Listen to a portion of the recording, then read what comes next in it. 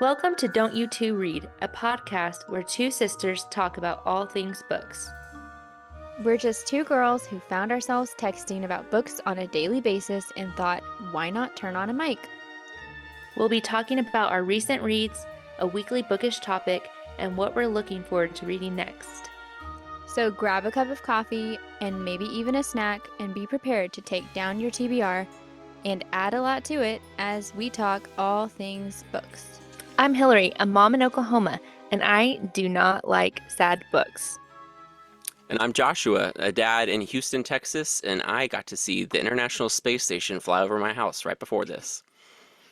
This is episode 17 of season 1, and we are so glad that you're here. Okay, so today, as this is like the Hannah sickness saga journey in the podcast, because it has been a lot.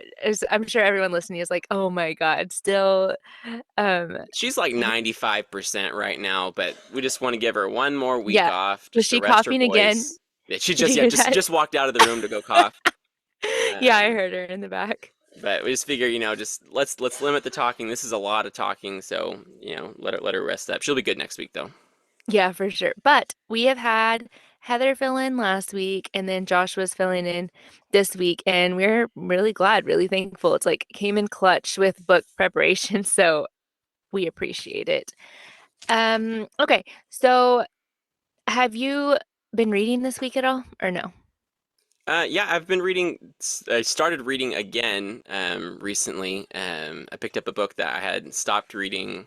I don't know, goodness, probably like 6 months ago. I think I was reading it like the March time frame. It's one of Charles Dickens' books, Great Expectations. Oh yeah, that's a big one, right? I don't know if I'd say big. I think it's maybe like 400 pages, but I mean, his books are just very dense. Like everything is really well described, and so it is like a lot to read through sometimes.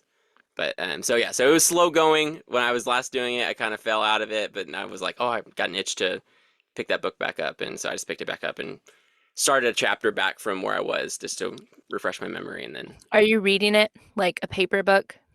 Yeah. So I'm not a huge fan of Kindle. I prefer just paper books, and that was one that I'd been gifted because I was really first book of his I read was Christmas Carol. Really into that, and so I wanted to read some of his other ones. So someone found. Yeah, I like that one a lot. I think your mom found like a collection of his books from thrifting and got that for me. Oh, that's cool. Yeah, I just have been struggling with reading this week. I don't know what's going on. I don't know. It's probably me, but I just can't get into anything lately. And I told Hannah I stopped a book today actually because really quickly because it just turned highly political. And it was like chapter 2, and there was like 5 things already that had bothered me, and on like the 5th time I was like, I'm done. This is like chapter 2. I already know this is gonna continue on. So I started another book and it's fine, but it's getting a little weird. So I don't know. I'm going through a phase right now apparently, but it's okay. Yeah, it's funny. Every time Hannah comes to tell me about some book, she'll come. Yeah, she started and it's talking about some issues she has with it. I'm like, just DNF it. Just stop. Don't read it. Don't waste your time with that. But Yeah, Taylor will. I'll tell him like, oh, this book's bothering me, and which first of all, he struggles to keep up with what book I'm actually talking about yeah, I mean, they'll because he's change like, books so often. yeah, he's like, is this the one with like the castle? I'm like, no, that was several ones ago. I'm talking about something else. But sometimes I'm like, is it the book or is it me? And he's like, it's the book. People are terrible. Like people are terrible writers. And I'm like, because he says you love other books, so it's not like you just hate everything. I'm like, yeah, that's true. But sometimes you're just not in the mood, and you, like you said, you just have to set it down or come back to it another time. That's what Erin Phillips was saying. That sometimes she's just like, it's not right now, and I'll just start it again, when I'm feeling it again. Yeah, because there could be certain things that probably bother you at one point in your life, and then something's going on that is just like you're more irritable to those things. And then later on, I maybe think you so can too. tolerate it more. sometimes I wonder if I'm in like a bad mood and that's why I just like bad mood with my life. And then I start a book and I'm like, that's why I don't like the book. And so that's when I struggle. I honestly, if that happens, I will not give a book like a bad rating because I'm like, I am fully aware that I'm having my own problems. And that's probably why I struggled with this book. So, or like, I can't keep my attention. I'm like, no, that's a me problem, probably because I know it's like in other areas of my life. So, but I usually don't like a book as much if I am struggling in my own, you know, my own attitude.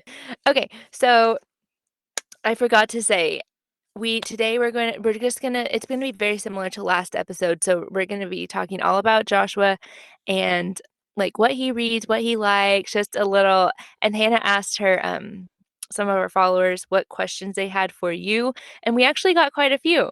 And I was I'm surprised. nervous. So yeah. I think you'll do fine. But okay, and so let's just get into it. Do you have your first book you want to talk about? Oh yeah, sure. We can get into it. So I will talk about Project Hail Mary by American novelist Andy Weir. I've got the Wikipedia pages pulled up, so I'm gonna read a little bit from there and then kind of just ad lib from there. But I'll give you guys a synopsis. So, Project Hail Mary, I guess it came out in 2021, though. It's not too long ago. Science fiction novel by American novelist Andy Weir. So, if you don't recognize the name, you may know one of his works, The Martian. There was a movie made with Matt Damon. Astronaut gets stranded on Mars, has to solve a bunch of problems and find his way to get rescued. So he also wrote that book, and was his latest one. But set in the near future, centers on school teacher turned astronaut Ryland Grace, who wakes up from a coma afflicted with amnesia. So that's kind of Hilary read this book first. She recommended it to me. She was reading it and saying, "Oh, I think you would really like this book." And that's basically how she described it, is that there was a guy, he has amnesia, he wakes up and he's in the middle of space and kind of has to figure things out. And so I'll leave it there. I think that's a pretty good synopsis for the story. But like I said, this author, he had written the book The Martian, and I'd watched the movie with Matt Damon. Really liked the movie. It was really cool. I especially liked that, hearing other people talk about it in the background, that it was like really scientifically accurate. And for the most part, the whole premise of the movie is like there's these astronauts that went to Mars, but then there's like this big storm that comes, a big emergency. They have to hurry up and get in the spaceship and leave Mars, but he gets stranded and left behind in the storm. But from that point on, there's like all this stuff he has to do, and it's pretty scientifically sound. It's, pretty accurate. But the big inaccuracy is that a storm on Mars, because there's really not any atmosphere, it would feel like a gentle breeze, so it wouldn't have actually caused that problem.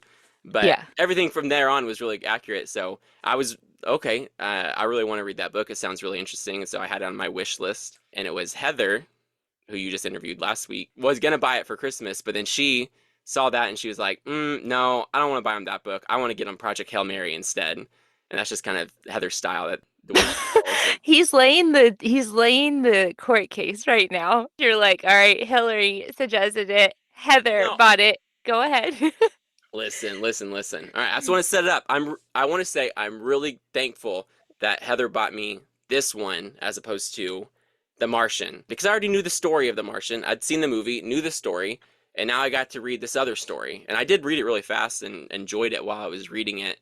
And what I really liked about the book is that it took some pretty complex like physics and space concepts, and he's got this like space navigation problems he's got to solve, but it presents it in like layman's terms, and so it's like I feel like a lot of people understand it. It's got a bunch of reviews on Goodreads, really high rated, like 4 point something star average. Me personally, I really enjoyed the science aspect of it, but the characters in the book were really dull.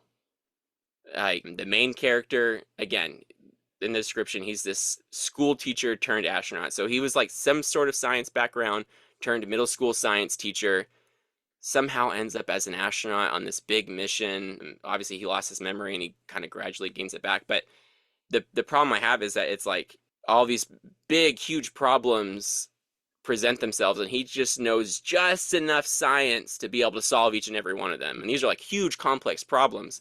So I don't know. That's a little weird. And there's like this, all this big Earth crisis back at home that they go back to, and there's what's the character's name? There's this Ava Strat who's like the leader of this big huge organization, in charge of putting up, and she's like just your stereotypical, oh, I'm the boss lady, I'm gonna do everything I can, everyone's gonna get knocked out of my way, and just these very one-dimensional characters. You got the Dmitry Komarov, a Russian scientist who's helping with the project, and he's just like the stereotypical Russian. Oh, every other comment is about vodka, and it's like they're just these So, characters just fall flat, and it's just I didn't like anyone in the book.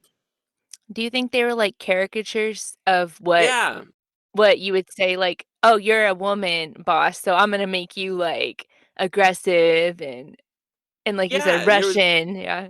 It was just they were just like it really reminded me.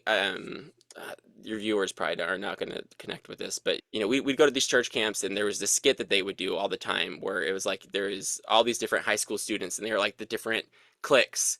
One Yeah. was like the jock, one was like the nerdy one was this one who.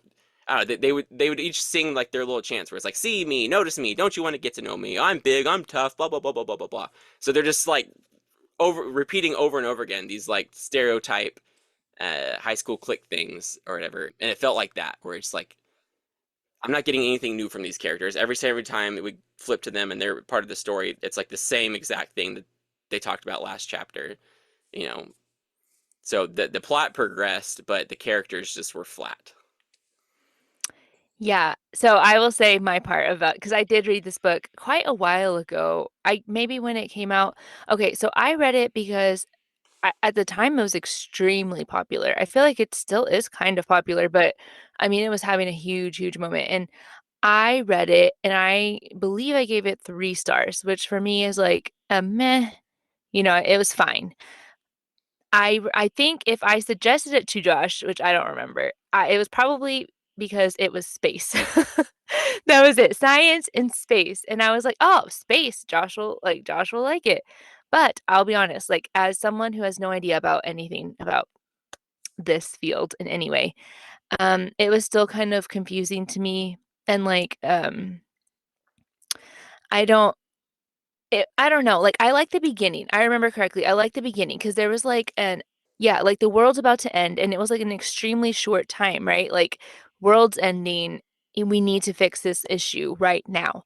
So, it did feel like, "Oh, wow, the world's about to end, we need to solve this crisis, this is stressful." Like, it felt stressful, but, like, exciting.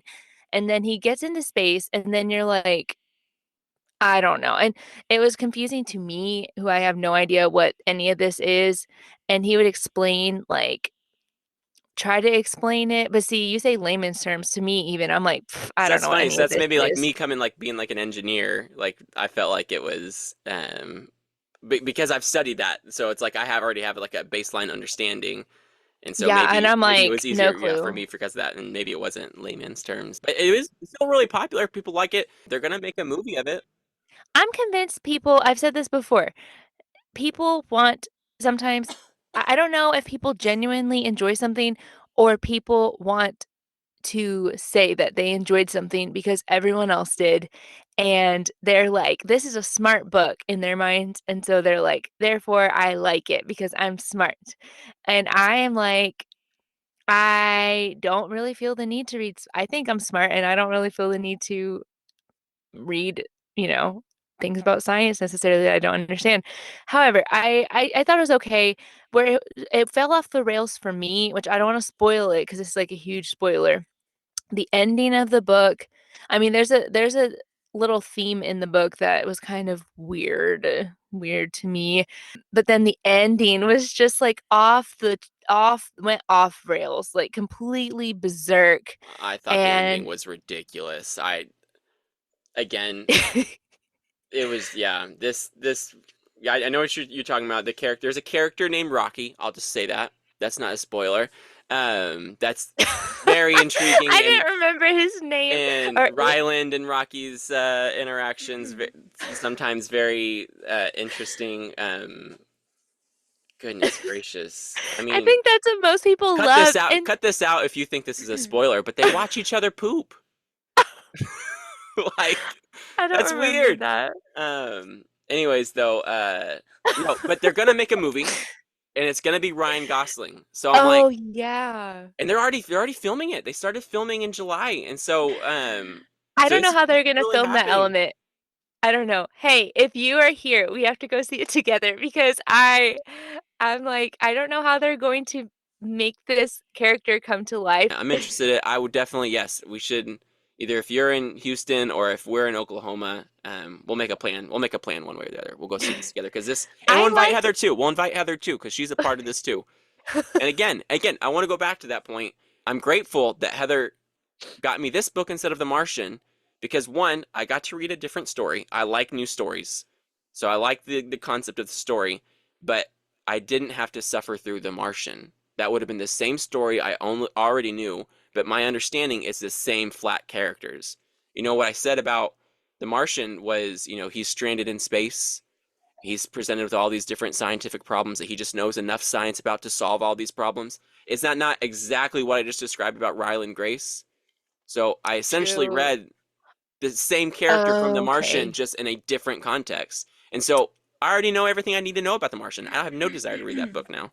I was about to ask you if you would read it. So no, you wouldn't. Nah, nah, Andy Weir, nah. I'd watch movies based off of his books, but I would not read his books. Yeah, it's done. He ruined his chance. I don't know. I think I rated it 3 stars, but based on Yeah. my mood towards it, it's probably a 2. Yeah, based on all your talk for a couple years, I think it's not a 3. Sometimes it's funny to hate He's like on very books. passionate about this book. But It's what funny. what he did very well, let's end it on a positive note. What he did very well was incorporate some cool science concepts into the story. That was really fun. If you're into science, this book could be for you. You may enjoy that. If you're not into science, I don't see anything in this book for you. Yeah. I like the idea of space or like the end of the world. I like it. It just got a little goofy to me, which I don't know that I like goofy. So maybe I don't know. A lot of people love this book a lot. So you never know. Okay. So my next book, this is actually one I read a little bit ago too. This one is Scythe by Neal Shusterman. I don't know, Hannah, you can nod your head or not. Have you read this one? No? What's it called? Okay. Scythe? Scythe. Scythe. Yeah. Scythe. Okay.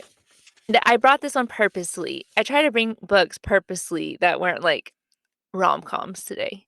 Oh, So, thank you. this is from Goodreads, the description. A world with no hunger, no disease, no war, no misery. Humanity has conquered all those things and has even conquered death. Now, scythes are the only ones who can end life, and they are commanded to do so in order to keep the size of the population under control. Citra and Rowan are chosen to apprentice to a scythe, a role that neither wants. These teens must master the art of taking life, knowing that the consequence of failure could mean losing their own.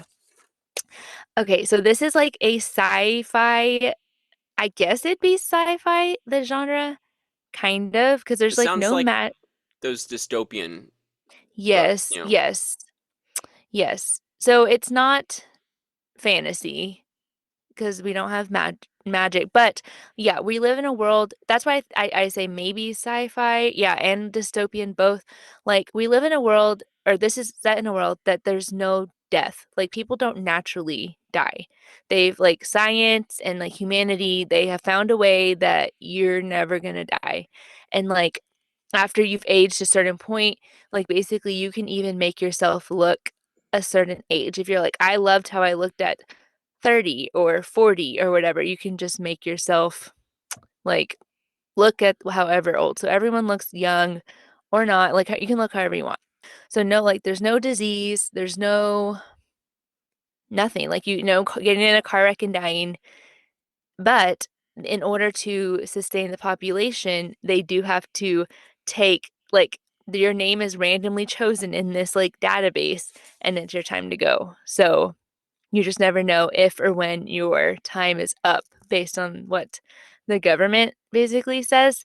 And the sites, that's like these people, this community that the government has chosen, they're the ones who go, like, once your number's called, they're the ones that like end you.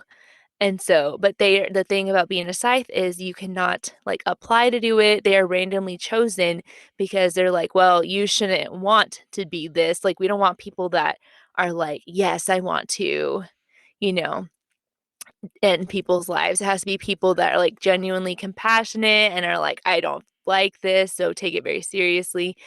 Anyway, that's kind of what this is about. This is like a YA novel. So I want to say the Citra and Rowan, I don't remember how old they are, but they're teenagers, older teenagers.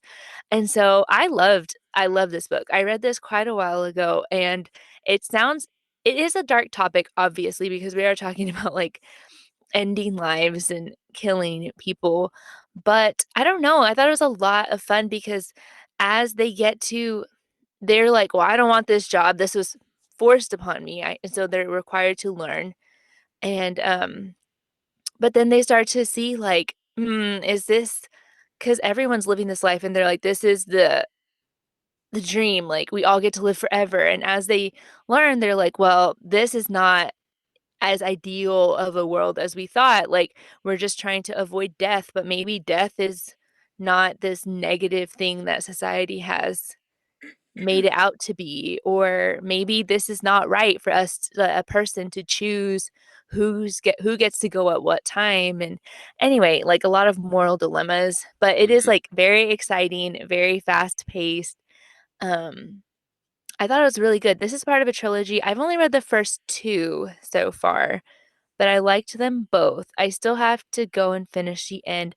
I paused that one at the time because I think I was actually moving, and so I didn't finish it, but I need to go back and finish that up. But I liked it a lot, and so yeah, I feel like there's a tiny, tiny bit of romance on the side. That's not the story at all. It's just like a little added thing, but yeah, not too scary. If the topic, I would say if it interests you, go ahead and try it.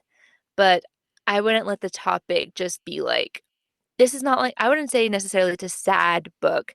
Obviously, like sad things happen, but it's not the overall tone. I don't know. I thought Hannah might like it, and then as I talk about it, I'm like, I don't know. I feel like it's something she would avoid completely. So, but you might like it. I feel like she'd like it. Come on, you gotta try it out. So how are they keeping population in control? Like, I mean, I feel like, we have big population growth, but that's with like people dying naturally and a bunch of babies being born. But if you're Yeah. only like selecting a very select few people to die, like is this like post-apocalyptic? Did the Earth population drastically change? How are we not just like exploding with population? I mean, I don't remember that part, but I mean, it's not just a few. It's not like five. There'll be like, yeah, It's a regular thing. 10,000 people got to go this year Okay. or whatever. I feel like Okay. it'd have to be more, but yes, yes. I think that may be part of the story. I don't think we have 7 billion people living as far as they know right now. Like, it's not a sparse population, but I don't think it's what we have now. That's what I mean. We don't know because that's where they go on this journey and they're like, how did we even get here? Like, because there used to be death. What was that like? How did that happen? And that's the interesting thing too, is like they can't kill themselves because people are like, I'm done. That they'll like people will try, like throw themselves off cliffs or like because they're like, I'm done living. I've lived long, long enough. And you can't. You'll just like they'll revive you and just be like, no, you're gonna stick out and live here longer. So So you're forced to live? Like this yeah. isn't something like you can elect to not die. No. You have to No, you're forced to continue on They forever made it to where it's like morally wrong to die. That's interesting. unless they tell you that it's your time. So it's and everyone hates the scythes because anytime they see them coming, they're like, "Well, it's my time," or "Could be my time." So Yeah, no doubt. interesting. It's an interesting book. I liked it. Well, either Okay, either they don't like the sides and they're like, oh, now it's my time, or they're like, oh, yay, yeah, it's finally finally. me. Goodness gracious, this has been a long 300 years. Yeah, like Edward, like we were talking about. Please just strip my body up and throw me into the fire. That's a hidden an Easter egg. Okay, so what's your second book? All right, so my second book is The Three Body Problem by Liu Zixin. That's my best attempt at pronouncing the name. It's a Chinese science fiction author. Written in 2008. They just released a Netflix series earlier this year based on the book. But Three Body Problem, you've kind of got like three different stories kind of going on at the same time. One is set in 1960s, 70s China during their Cultural Revolution, which I wasn't really familiar with before this, but I guess the kind of idea is it's this communist party that was rising up in China. They're throwing out all these Western ideas, particularly attacking scientists, and we're following the daughter Ye Wenji, one of the prominent professors, science professors in the university, and it opens up with her dad being assassinated by this party, and so it follows her through that timeline. And then in the present day, you've got Wang Mao. He's a nanomaterials researcher for the Chinese Academy of Sciences. So he's this engineering type, and you got this other detective, Da Shi, who's starting to work with him. They're investigating all these deaths of these prominent scientists that's going on, trying to figure out what's going on with that. And then at the same time, there's this kind of weird secret organization going on, and that involves this virtual reality video game called Three Body that he kind of gets pulled into and sucked into, and there's like a whole story with that. So you got these three elements kind of all going on, and you're kind of developing into this world-ending crisis that goes on. So I don't want to give too much away from there, but this was a really, really well-written book. So it got a bunch of awards. It's one of the first, there was a particular award. It was one of the first Chinese science fiction books to ever the Hugo Award for Best Novel. So it's definitely very highly regarded. It's the first book of a trilogy, and I did read all three. I will say the first one is far superior than the following two. I do like the story as a whole, and if you're really into the investment, I think it's definitely worth reading all three. But I also think the first one is a good enough book as a standalone.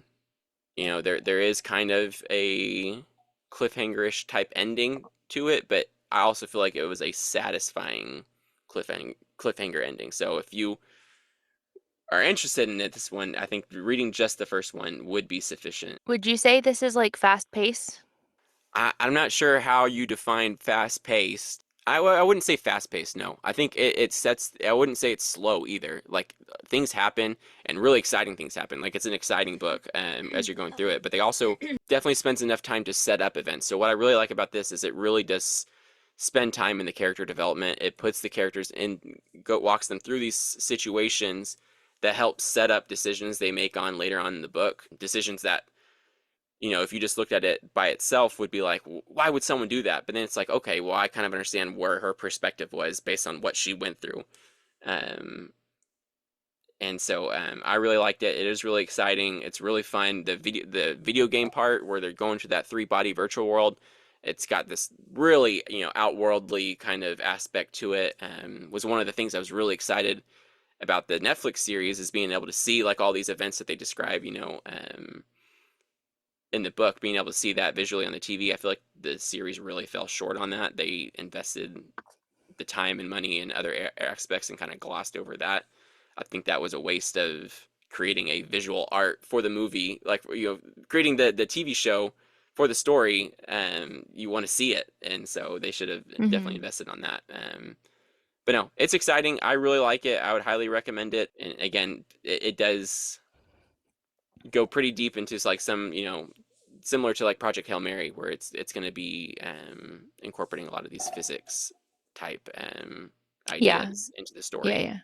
And so it dives deep into that, but I really enjoy it. So this was a win, a hit. This was a 5-star. Like, this was, and for me, a 5-star would be something, one, if I'm going to reread any book, it would need to be a 5-star. Like, if I don't read that often, Yeah. for books, so if I'm going to reread a book, it would have to be a 5-star. So I would definitely reread the first one. I could see myself rereading that multiple times, and it was really good. So this was a book in translation, like in Chinese? Yes. So it was originally written in Chinese, Lu Zixin, and then it was translated by Ken Liu. Okay, you'll think this is funny. My next book is also a book, Chinese fantasy. What are the odds? There you go. Okay, so my book is a Chinese book as well, which is funny because that's what yours is. This book is A Song to Drown Rivers by Liang. I hope I said that correctly. Apparently, this book is super popular right now because I just saw it was chosen to be the GMA Book Club book yesterday, and it's everywhere. I've seen it everywhere. And when I bought it from Pango because it was Book of the Month, and I didn't know that I hadn't heard anyone talk about it, but it seems like it's quite the popular pick now. So here is what it's about. Okay, so I want to do this book justice because I think that was what fell short for me when reading it. I believe I've said this before, but my expectations, they fall short whenever a book is not described accurately. So, this book is a retelling of the Chinese legend of Zishi. Zishi is the most beautiful woman in the world, so much so that the villagers believe that she has a drop of magic from the gods. When Fan Li, a handsome war hero, gives Zishi the opportunity to become a spy for her kingdom, she jumps at the chance because she is weary of being seen as just another pretty face. However, her mission is dangerous. She has to go undercover as a new wife to the enemy Wu kingdom. She's being given as a wife as a peace offering from her kingdom to the Wu king. So she's to get close to the Wu king and make him trust her, all while gathering intel to help her people defeat the Wu. The issue is that the more she gets to know Fan Li, her trainer, the more she grows to care for him and struggles with her role in this war. Sorry, hang on. This story was written so well. I struggle with visualizing scenes sometimes, and I could see the Chinese landscapes and the palaces. It was beautiful. I think calling this book fantasy and romance is totally wrong, but that's how it was marketed. And I honestly think they chose to do that because those are like hot genres right now, like romantic fantasy. I'm convinced that that's what publishers are just saying because that's what people want to read right now. I don't know, but I think this book would best fall under historical fiction. The reason it's listed as fantasy is because it's based off of a legend, but there's no magic in it. No one has powers. The world isn't based in magic. I know historical fiction books tend to be about like real events, but I think that if it was said, like if I had seen this is like a historical fiction, then I would have had better expectations from the book itself. So there's that. So I went into it thinking someone saying, "Yeah, this is a fantasy romance," and then I was like, "This is neither of those things at all." Obviously it is like a love story. It's funny because I say it's not a romance. There is a love story to the legend, but it's not like a romance. This is not a book like about people falling in love and it being like this whole love like romance, happy romance thing. Not at all. So it's not that. I will say I'm curious, like, because you brought a Chinese book and then this is the Chinese book. I was talking to Taylor about this because I don't know if I've read a Chinese book before, but I have read like Japanese books. And the writing is different than Americans. I feel like they write differently. And it's almost like I felt like at least in this book and the other ones I've read, I feel like Asian culture tends to focus a lot on nature a lot more than Americans. Like, they very much, like, romanticize nature more than people. So, Hmm. like, the details in this book and others are, like, man, all the descriptions of the trees and the roses and the water and the pond and the koi fish and, like, it was, like and food too, like, but just everything around. Like, the details about people, those are more sparse. And, I don't know, I don't know if it's just, like, an Asian style from what Taylor has said, it sounds like that's, like, an Asian culture thing, though, is, like, emotions are and I saw that in the book, are not presented like, they're not extravagant usually in their emotions. Emotions are usually more private, and so Americans tend to, like, a lot of drama, a lot of, like, expressions, and with the Asian books I've read, they're very, like not that they don't feel a lot of things, but they don't express as much as you would see in an American book. Anyway, Hmm. Yeah, that's interesting. I'm not sure if I picked that up with my book that I read, but I'd be curious to reread when if I reread it if I kind of felt similar vibes. and I feel like they're very much to the point. Like I feel like Americans sometimes like beat around the bush and stuff, and I feel like Asians just very like get to the point of what you're trying to say. This book was like maybe maybe 300 pages, where I was telling Taylor I think an American book like this would have been like 5 to 600 pages. I think she just like got to the point and that was it. Um anyway, it was just something I observed. I thought it was beautifully written. Like I loved the descriptions. It was good, really good. So the issue I had with it was one, like my expectations. That's not really the book's fault. That's my fault. But I wish I had looked at Storygraph first, which again is not the book's fault, it's my fault, because the first emotion listed for this book is sad.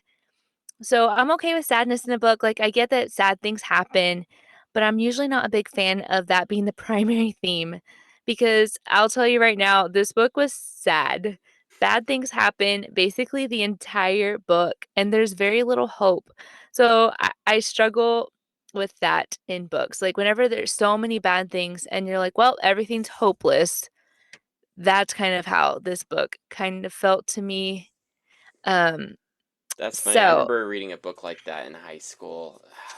I remember the Jungle by Upton Sinclair, and I remember we read about it in history where it was like talking about the food packing industry and all the terrible things that happened there, and like people read this book and like were like disgusted with the way we handle our meat and food and stuff like that.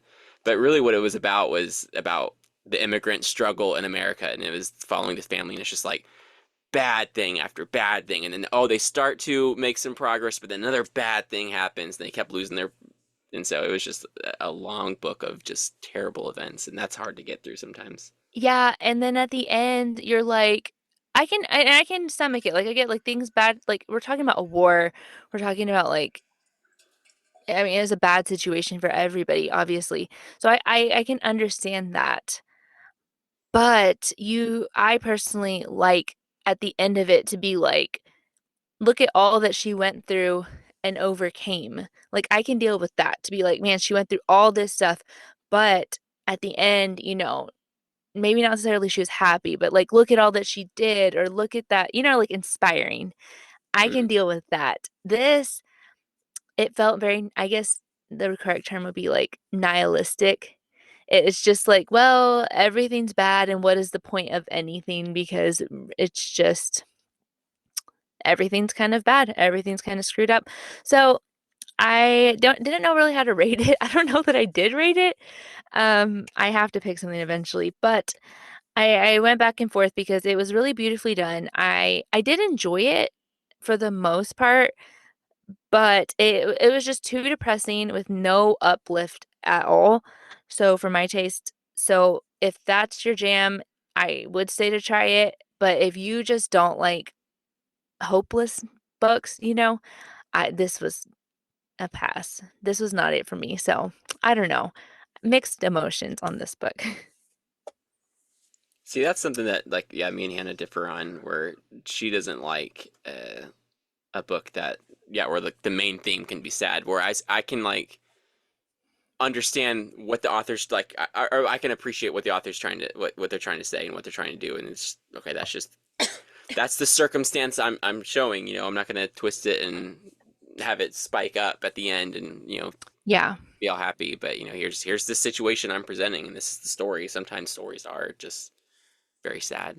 Um, And I mean, I feel like I've liked sad, but see, I'm okay with like a sad ending or something like really sad. Like, for example, I know this is not a book, but like the Titanic, I would say that's sad. That's just sad about like something very sad, but I wouldn't say the overall movie but the movie is was like fun. Like it's sad. like you're getting excited watching their relationship and everything like that, and it just ends horribly, Yes, like it is obviously as overall opposed to sad, just but there are different emotions that you're feeling. So you're feeling a lot of, I'm okay with emotional, like a lot of different things. But if you're just like, for example, the boy in the striped pajamas, I can't do, that's a book I, too, right? Because yeah, have you read the book or no, no, just seen the that movie movie? traumatized me. Like, that's the only movie I think that I was literally by myself watching, randomly decided to watch it and was sobbing by myself in the living But room see, just that's the kind of book like I would be open to reading and exposing myself to, just knowing that there are people who have lived this. Like, I'm very yes, fortunate. I have a very yes. happy story that I'm living, but there are people who have lived just absolute, depravity and But terrible, do and you that's all they've enjoy known. it? Do you enjoy reading that? Do you feel I feel like it's just something like I want to open myself up to other human experiences. yes. You like to read to educate yourself? Probably. Hannah's got a thumbs down right now. I don't know why that is, but Well, I, it I feel all segues into like learning about you. So your reading life. So we can just get into that. Hannah and I and Heather also said this too, like, but it just depends, like during school, like has Heather's in college and but a lot of people don't. They just want to be entertained. That's it for their reading. But what do you think? Do you like nonfiction or would you rather feel educated through like fiction, like a story? I like a good story. I like nonfiction too. I do. I every now and then will read a nonfiction book that I'll read, but no, I like a good story. I just like one that's like I feel like the author's taken time and really intentionally wrote it. That they just didn't. They're like, oh, here's just this book I'm gonna write and rush it out. And like I really feel like that was the case. Like the positive case with the Three Body Problem, that it was really well taken care of and really well thought out and really set up well. And the Hail Mary book I talked about, again, well set up with incorporating all these physics ideas into the book. I feel like the characters he kind of slacked on, and maybe that's just his weakness as a writer. I don't know, but I do enjoy a good story, but I also do like stories that deal with complex ideas. Not just, and when I say complex ideas, I don't mean like just like, oh, I like to read all science fiction. Like, I actually don't often read science fiction, but like, complex like human decisions. I was gonna ask, what do you have a favorite genre or anything, whatever, just complex characters? Yeah, not that would. I don't know if I would have a favorite genre. Okay, so do you mean like complex? Do you like morally gray characters? Is that or you just mean not like um one dimensional? Yeah, definitely not more one dimensional, and I mean morally gray. I guess just real. I feel like you may be It's a good Hannah's question. evil book twin or whatever you say. Evil book twin. Yeah, I think you How so? I just feel like that's the opposite of everything Hannah has ever said. Like Hannah has said she doesn't want to be educated in a book. She does not like morally gray characters a lot. She needs to like a character to enjoy the book. No, I can dislike the character, and we can have a character that made absolute horrible decisions, but if you can just set it up to where it's like, okay, well, I can at least see Understand? their perspective. Yes, that's how I feel. That I'm like, I don't agree with what they did, but I see where they were coming from when they did that. I can like a book like that. Yeah. Hannah's just like, absolutely not. And it's like, yeah, Okay. she has no grace for that. She's just like, no, you made a bad choice. Hannah's an Enneagram 1 though. So I think that we plan to do an episode about that eventually, about like how your Enneagram influences your reading taste. And she's like, I don't know. I'm like, I think that for sure for Hannah. Yeah, yeah, I could see that. I think that's the one characteristic. She's a Um, very black and white person. yeah. She's like, gray? No. Okay, so if you had to pick like one book that's like your favorite, one of your favorite books ever, if ever anyone asks you, can you think of one of your favorite books? Oh yeah, you got the Christmas what? Oh, Christmas Carol? A Christmas Carol by Charles Dickens. My goodness, when I read that book, and it's short too. This thing is like 100 pages. It's like 4 chapters. Even just going back, I'd probably seen a couple of the cartoons growing up, but I remember going to your guys' house for Christmas Eve, and that was one of like the pre-Christmas movies we watched. 'Cause y'all have like your big Christmas Eve movie night, and we watched the Muppets Christmas Carol, and just falling in love with the story with that, and just loving that movie. And then when I Mhm. finally did read the book, just like, oh my goodness, because he really just hits hard on this the idea of being charitable and caring about people around you, and really presents that idea very well through everything, setting up why Scrooge is the way he is, very setting up the way, the choices he makes, and then how he can get him back into a spirit of charity. And that, yeah, that book is just impactful. That's like a book to like live by. I I'm mean not gonna that, fall like, for it again. I'm like, Hannah sent me the clip. what? You said that last time. You said a book to live by, and I said a book to worship. No, but seriously, no, because I mean, there's like a scene, like, and you come on, everyone's probably seen the Christmas Carol. You know how he goes to visit his, or he gets visited by the ghost of Marley. Jacob Marley is his old business partner who had died, and come to find out, oh, all these greedy decisions they've made, they're gonna suffer for it in the afterlife, and forging these chains around themselves. But there's a scene where he opens up the windows, and there's like all of these ghosts that you see, or you're reading about, but they describe, all these ghosts floating around all over. And what they're doing is they're floating around and seeing people on the streets who are like desperate and poor, and just like the ghosts are in agony seeing these people because they can't help them. And it's this Mhm. idea that's like, man, we wasted our lives. We were around all these people. We're all on this train together, going to end up in the same grave, at the end of the day. But we didn't help those around us, and now we're dead and we're stuck, tormented, because we can't help the people, and we see all the depravity. And so that's, yeah, definitely a life-changing type book, I feel like. Do you have a nice copy of that book, or just like a paperback? Just paperback. Like, good to know. Uh, My yeah, grandmother's book. I read I read that book a couple years ago too. I bought it like at our bookstore, and I was like a local bookstore, so those are more expensive. And I was really surprised. I think the book at the local bookstore was like $7 or something. So I mean, I feel like you can get it for relatively not. I feel like it honestly might be like you might be able to get it public domain. Yeah, yeah, Or, it's not an expensive book, and again, it's short too, so it's not gonna be printing like that many pages. But I think if I were to get a nice one, it'd probably be, they have like the replica first edition, hmm type, and you can get that for like hmm 12 bucks on Amazon or something like that. So I should pick that up Yeah. sometime. Yeah, that's a good one. I'm glad I got to hear you talk about that. So have you read anything this year that you've liked a lot Well, Three recently? Body, I read that Oh yeah, earlier in the yeah, year. Yes, yeah. that was a Christmas gift. And the fun part about that, the big concept in that book is about a star system. There's three stars that kind of like orbit each other, and the three body problem in physics is you can't really write an equation to predict how those stars will move about. The real stars that they base that off of is the nearest star to our solar system, Alpha Centauri. And when I was in my master's degree, they had a picture of kind of like an interstellar map from our sun to Alpha Centauri. And so that was really inspiring. So when I finished my master's, which I finished last year, I decided I was going to get that tattoo. And so I was getting that tattoo. And then I'm here reading Three Body Problem and realizing, as I'm getting the tattoo, realizing, oh, hey, this is Oh yeah, that's the cool. the the the star that I'm reading about, not realizing that those two were connected before. But no, I really enjoyed that book. Another book that I had started to read and kind of fell off kind of in the middle, but I want to pick back up again, is Crime and Punishment. Oh, Uh, that's a dense one. have you read it? No, but we went over it in our criminal justice Yeah, classes. yeah, and Yeah. that's something that Hannah was saying, that y'all Swift and discussed. severe.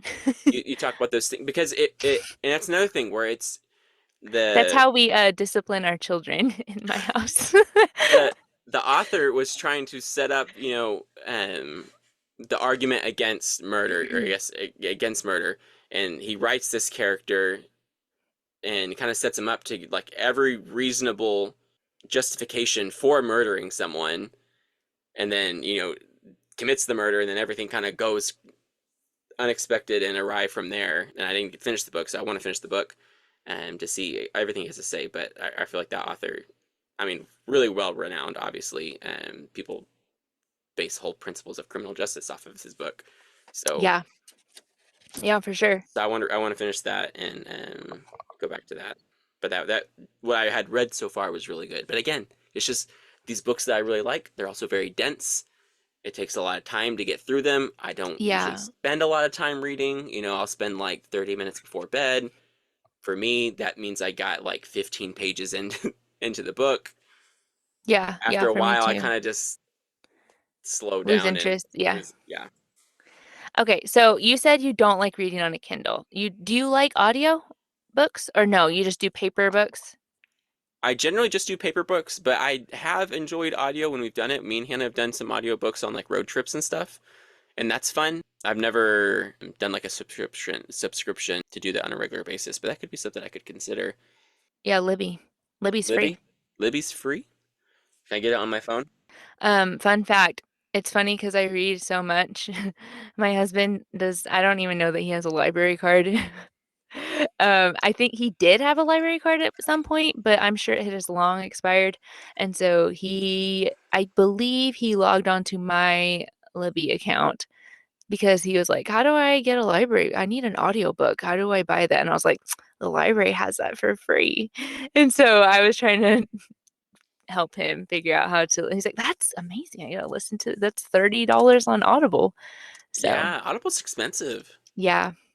'Cause that's what we did. We would do like I think we kept just using like a different email every time we would go drive to Amarillo to get another free trial.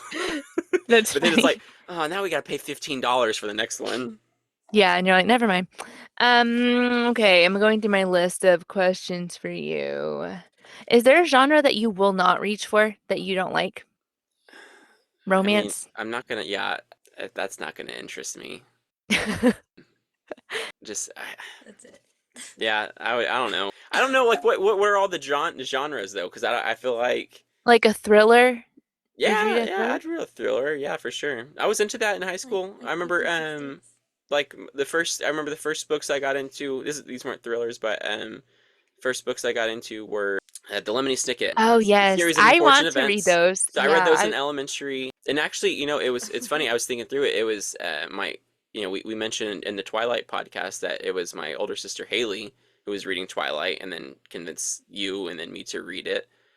She had read the series of unfortunate events books, and I started reading it. And then I remember in high school she was reading Ted Dekker books, which were like the thriller type. yeah, those are dark. Yeah. And I then got me to read them. So Haley has been my inspiration for reading a lot, I guess. Yeah.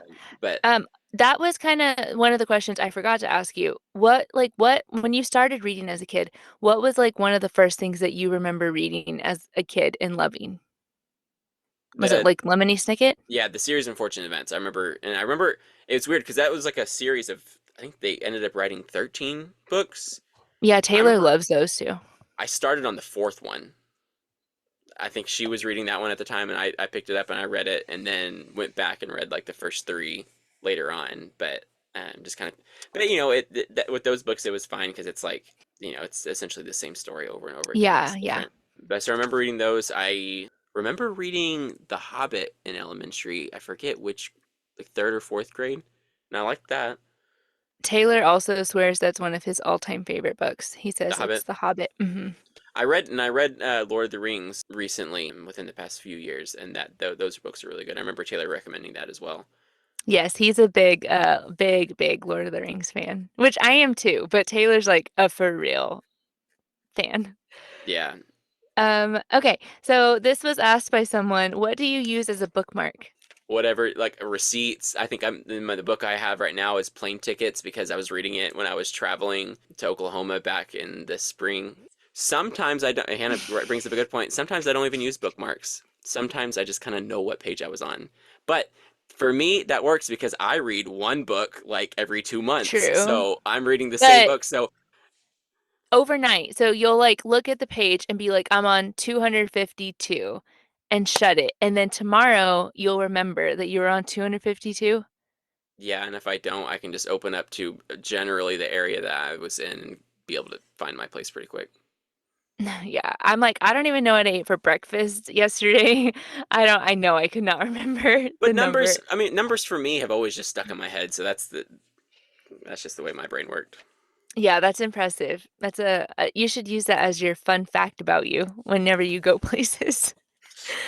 That's not very fun. That's pretty boring. I mean, I I can can remember what page I was on. I couldn't do Do that. you like me? Okay. Okay, this was asked by someone who listens. What is the good and the bad of having a wife who reads so much? Hmm. The good is that she's always got something new to talk about.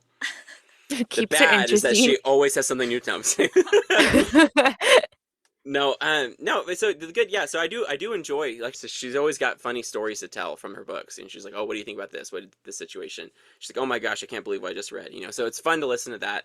The bad, I don't know. I mean, Hannah's sitting right next to him.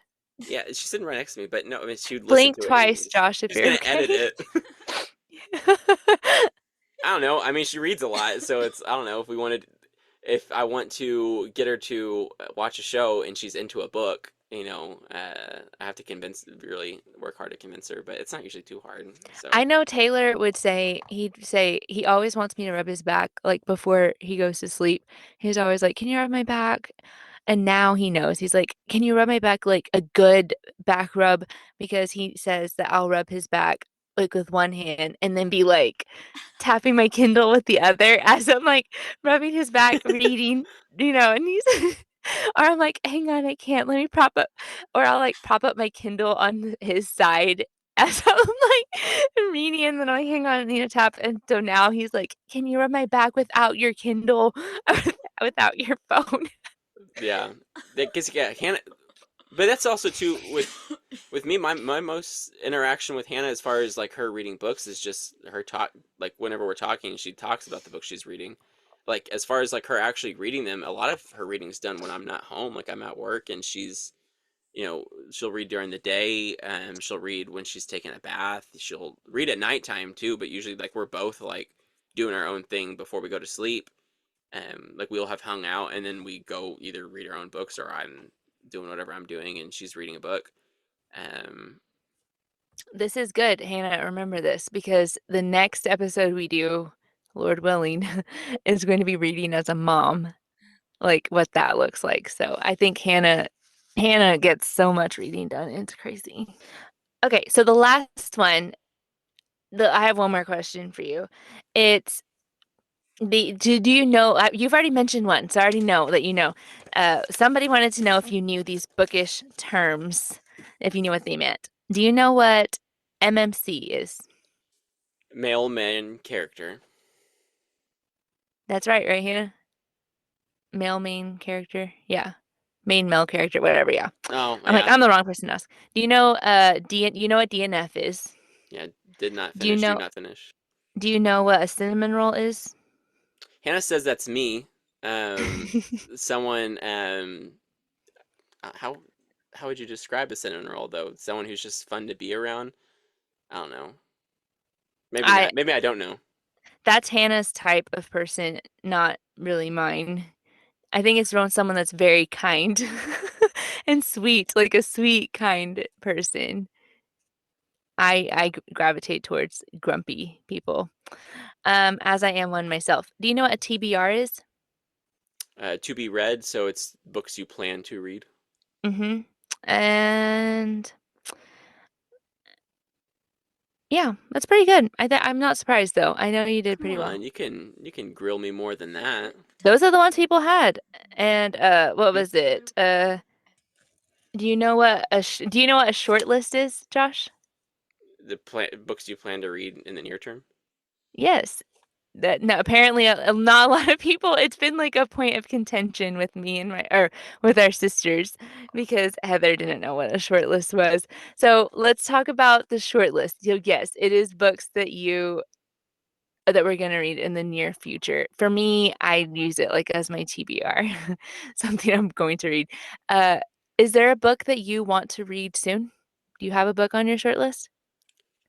It's hard for me to have a book on my short list, just Is it because Crime and Punishment that's or what I would put. Yeah, because it takes me so long to finish books sometimes. It could be a couple months. Sometimes I can read them really fast. The Project Hail Mary. I think I read that in like a week. and you read that trilogy of those Chinese books. Yeah, I read all three, and that was in the span of but it was before the Netflix series came out, so between January and April. So And I looked, they're big. Yeah, so sometimes I can really, and that's how I am. I feel like if I really get into something, like I grind into it. But with books, a lot of times, like it's just it's slow, and then I will miss a day of reading it, and then I'll miss another day, and then it's just okay. Then I haven't picked it back up, and it's just in my drawer. So yeah, so Crime and Punishment, that would be up there. Nothing else is really coming to mind. And your Great Expectations. Um, a Yeah, that's what random I'm currently question. reading. Oh, you're currently reading. Are you going to reread Christmas Carol at Christmas? So I do read that. I do read Christmas Carol every year. I read it to my son. Oh, that's cool. We read a few pages of that, and then when we get and it started out where he it was after Halloween, and he would get to eat like pick one of his Halloween candies and pick a Halloween candy to eat while we read that, and then we did like hot cocoa, and then once we finished the book, then we get to watch the Christmas Carol movies. That's fun. Okay, so my short list is The Third Gilmore Girl by Kelly Bishop. Do you know who Kelly Bishop is, Josh? She plays Emily on Gilmore Girls. So Yes, she's the I grandma. was relating. I was like somehow this is related to the grandma on Gilmore Girls, Yes, but she's the the actress's grandma. name. And so she wrote, I guess, a memoir about her time on Gilmore Girls. And I have the audiobook on hold on Libby. And I think they said I have 2 weeks maybe to go. And I'm very excited. I know it's nonfiction, and that is I kid you not, I've read one nonfiction book this year so far. So I just have not done it a lot, but this is Emily, so I had to do it. And she narrates the book herself, and so I'm really excited about that one. So I hope I can listen to that one soon. Is she describing a positive experience, or is this like an expose of how terrible it was to work on this? I hope it's positive. I didn't even think about it being negative, but that would be like a major plot twist. Yeah, I'd be like, oh, If now that you just if tainted the it's whole like those series for me. Nickelodeon Yeah, because episodes. yeah, where you have all these child stars that are writing the memoirs now about how terrible it was to be a child actor. Yeah, I hope it's not like it's gonna end up being like super dark and depressing. I'm But like, well, this book was sad. that'll be a fun nonfiction though, because it's still a story. You're still hearing someone's story. It's not like a self-help kind of nonfiction, which I do enjoy sometimes, but those aren't like a pleasure read. This one could still be a pleasure read, because it's Yes, and she reads it, so I'm excited yeah, that's cool. to yeah, to hear that. So I think that'll be fun. I'll enjoy that. So anyway, thank you so much for filling in, Josh. Happy to do it. Yeah, I'm glad Hannah got another week to rest her voice. So I'm sure all the audience will be excited to have her back again. Next week we're gonna like start the episode again and be like, "Hi, Hannah's still sick," and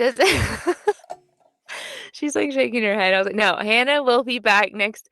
I was trying to think of an idea. I told her, I'm like, if you're not back by next week, I guess I'm doing an episode by myself." So, and she's like, "So help me God, I will be back." She'll be fine. She probably would have been fine to record today, but we just wanted to safeguard it. Yeah, for sure. I told her she should be on vocal rest. Okay, I guess that's it. Okay, well, hey, thanks for having me. We have a very structured intro and then like the most awkward outro ever. It'll be yeah. It'll probably be me saying, and then okay, that's it. Like that'll be. Okay, bye. If you've made it this far and didn't add this episode to your DNF pile, thanks a bunch. That brings us to the end of this week's episode for the Don't You Two Read podcast. We hope you enjoyed hearing about our recently read books and hopefully getting to know us better as we begin this podcast journey with you guys. We will be including timestamps in the description on every episode so you can check there for books or products that we mentioned in today's episode. Be sure to tune in to our next episode when we will be chatting about all things books. Don't forget to follow us on Instagram at Don't You Two Read Podcast, and you can find me at Hannah Reads. And I'm at Hilary Reads. If you enjoyed today's episode, would you take a moment to follow us? You can also rate and review us wherever you listen. And as always, please share this with all of your bookish friends. Thank you so much for joining us today. Until next time, we hope you have a magical week filled with 5-star reads.